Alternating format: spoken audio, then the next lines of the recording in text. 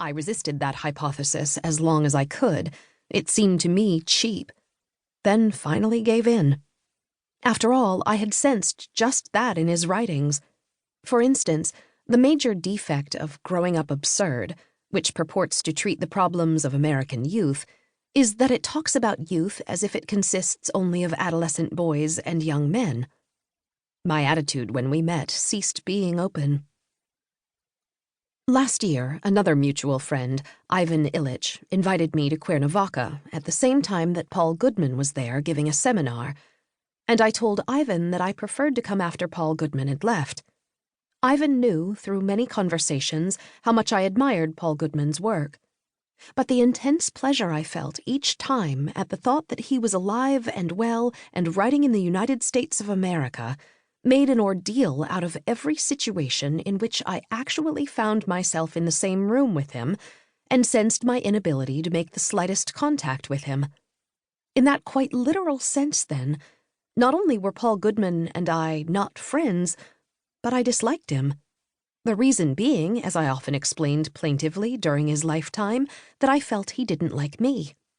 How pathetic and merely formal that dislike was, I always knew. It is not Paul Goodman's death that has suddenly brought this home to me. He had been a hero of mine for so long that I was not in the least surprised when he became famous, and always a little surprised that people seemed to take him for granted. The first book of his I ever read, I was 17, was a collection of stories called The Breakup of Our Camp, published by New Directions. Within a year I had read everything he'd published, and from then on started keeping up. There is no living American writer for whom I have felt the same simple curiosity to read as quickly as possible anything he wrote on any subject. That I mostly agreed with what he thought was not the main reason. There are other writers I agree with to whom I am not so loyal. It was that voice of his that seduced me. That direct, cranky, egotistical, generous American voice. If Norman Mailer is the most brilliant writer of his generation, it is surely by reason of the authority and eccentricity of his voice. And yet I, for one, have always found that voice too baroque, somehow fabricated. I admire Mailer as a writer, but I don't really believe in his voice. Paul Goodman's voice is the real thing. There has not been such a convincing, genuine, singular voice in our language since D.H. Lawrence. Paul Goodman's voice touched everything he wrote about with intensity, interest, and his own terribly appealing sureness and awkwardness. What he wrote was a nervy mixture of syntactical stiffness and verbal felicity. He was capable of writing sentences of a wonderful purity of style and vivacity of language, and also capable of writing so sloppily and clumsily that one imagined he must be doing it on purpose. But it never mattered. It was his voice. That is to say, his intelligence and the poetry of his intelligence incarnated, which kept me a loyal and passionate addict. Though he was not often graceful as a writer, his writing and his mind were touched with grace.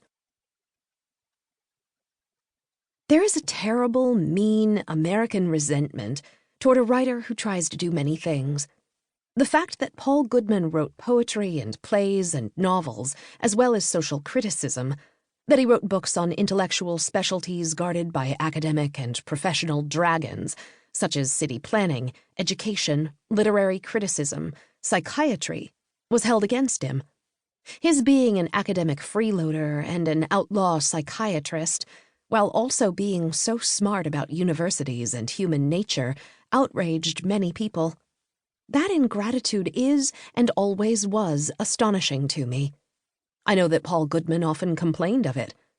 Perhaps the most poignant expression was in the journal he kept between 1955 and 1960, published as 5 Years, in which he laments the fact that he is not famous, not recognized and rewarded for what he is.